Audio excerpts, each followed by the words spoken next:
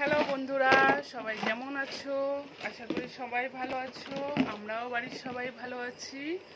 তো এখন মোটামুটি কি করবো মা, এখন মোটামুটি বাড়ির সবাই সুস্থ আছে।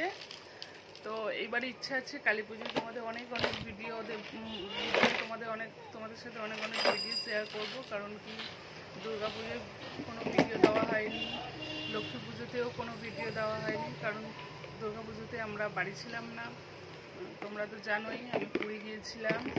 তো সত্যি বলতে গেলে পুরীতে তো ভেবেছিলাম হয়তো দুর্গা ঠাকুর দেখতে পাবো, কিন্তু ওখানে আমি কোনো দুর্গা ঠাকুর দেখতে পাইনি। আর ফিরলাম তখন আর সেই দিন দশমীতে মনে হয় ফিরেছিলাম, আর বেরোনো হয়নি। তো পুজোটা যে চলে গেল কিভাবে, সেই অনুভূতিটা আমার কাছে হয়নি যে পুজো ছিল। এই মানে বাড়ি থাকলে যেসব অনুভূতিগুলো হতো, ঘুরতে গিয়ে খুবই ব্যস্ততায় কেটে গেছে। তো কবে কি সেটাও আমার ভালো করে মনে ছিল না। তো ভেবেছিলাম লক্ষ্মী পুজোয় ভিডিও বানিয়ে তোমাদের সাথে শেয়ার করবো, কিন্তু লক্ষ্মী পুজোর দিন শ্বশুরমশাই হঠাৎ অসুস্থ হয়ে পড়াতে লক্ষ্মী পুজো ভিডিও করা হয়নি। তো কালী পুজো আসছে, ইচ্ছা আছে তোমাদের সাথে কালী পুজোর ভিডিওগুলো শেয়ার করব।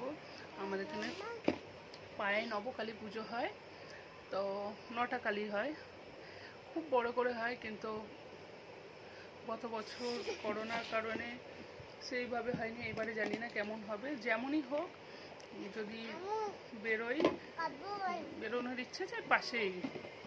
তো তোমাদের অবশ্যই ভিডিও আমি দেবই, তোমাদের সাথে শেয়ার অবশ্যই করব। কারণ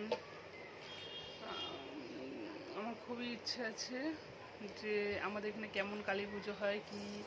আমার সত্যি খুব মানে দুর্গা পুজোর থেকে কালী পুজোটা আমাদের মানে পাড়াতে খুব বড় করে একটা মেলা বসে। এবারে জানি না কি হবে না হবে, মনে হয় বসবে না সেইভাবে, কারণ করোনার জন্য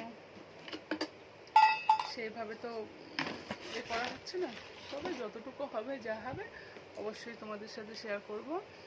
আর তোমরা আমাকে এত ভালোবাসা দেওয়ার জন্য অসংখ্য ধন্যবাদ। তোমরা যে সবাই আমার ভিডিওগুলো এত কম সময়ের মধ্যে যে দেখে আমার লাইক করছো, সাবস্ক্রাইব করেছো আমার চ্যানেলটাকে, এর জন্য অসংখ্য ধন্যবাদ। তোমাদেরও আগামী দিনগুলো ভালো কাটুক। গত বছর থেকে যা শুরু হয়ে গেছে, এইটা দিয়েছি, খাও আর না। গত বছর থেকে যা শুরু হয়ে গেছে, মানে শুরু হয়েছে, কবে যে শেষ হবে জানি না। এই পুজোর পর তো আবার করোনার এটা বেড়ে গেছে, কি হবে কে জানে। যাই হোক, সবাই সাবধানে থাকবে, ভালো থাকবে।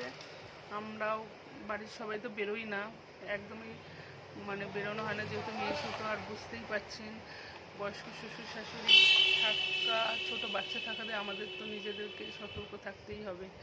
তো সেই জন্য আমার বর বেরোয়, যা দরকার লাগে।